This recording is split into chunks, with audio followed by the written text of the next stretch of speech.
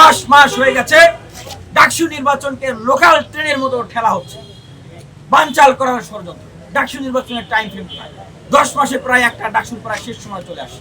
আপনি যে প্রশ্নটি করেছেন যে আজকের সিন্ডিকেট মিটিং থেকে আমরা কি সিদ্ধান্ত প্রত্যাশা করি, আমরা সুস্পষ্টভাবে এই মিডিয়ার ভাইদের মাধ্যমে সিন্ডিকেটের যারা সদস্য রয়েছেন, বিশ্ববিদ্যালয়ের মাননীয় ভিসি মহোদয় সহ যারা রয়েছেন তাদের উদ্দেশ্যে বলতে চাই, আমরা সুস্পষ্টভাবে আজকে 2টা সিদ্ধান্ত আপনাদের কাছ থেকে চাই।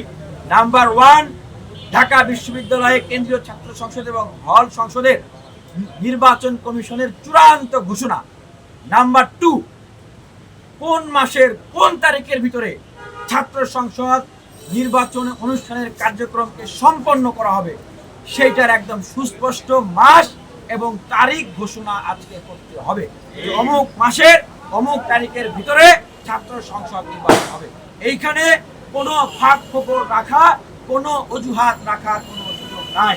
আমরা স্পষ্টভাবে বলতে চাই, আজকে ঢাকা বিশ্ববিদ্যালয়ে যে ককটেল বিস্ফোরণ করা হয়েছে, যে ককটেল রেখে যাওয়া হয়েছে, আমি যদি গতকালকে জাগ্রত না থাকতাম, আমি আশঙ্কা করছিলাম হয়তোবা আমাদের উপরে এইখানে ককটেল বিস্ফোরণ হবে।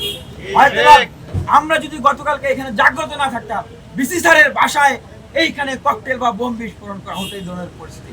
সেই জায়গা থেকে আমরা বলতে চাই যে ছাত্র সংসদ নির্বাচনকে বানচাল করার জন্য ঢাকা বিশ্ববিদ্যালয়ের শিক্ষার্থীদেরকে, বিশ্ববিদ্যালয় প্রশাসনকে ভয় দেখানোর জন্য আজকে উদ্দেশ্য প্রণীতভাবে এই ককটেল, এই দুষ্কৃতিকারীরা, এই সন্ত্রাসীরা, এই পতিতরা এই ককটেল, এই কাণ্ড, তারা এই কার্যক্রমটি করেছে। আমরা তাদের উদ্দেশ্যে স্পষ্টভাবে হুঁশিয়ার করে বলতে চাই, ঢাকা বিশ্ববিদ্যালয়ের যে শিক্ষার্থীরা এই অভ্যুত্থানের সময় বুক চিতিয়ে লড়াই করেছে, স্নাইপারের সামনে বুক পেতে দিয়েছে, সেই সময়ের প্রশাসন লীগ, সেই সময়ের ছাত্রলীগ, আওয়ামী লীগের অস্ত্র রামদা হকি স্টিকের ভয় পায় নাই, তার সামনে বুক পেতে দিয়েছে। যারা জেল কেটেছে, জুলুমের শিকার হয়েছে, অত্যাচারের শিকার হয়েছে, জেল গেট থেকে আবারও ঢাকা বিশ্ববিদ্যালয়ে প্রতিবাদ করেছে।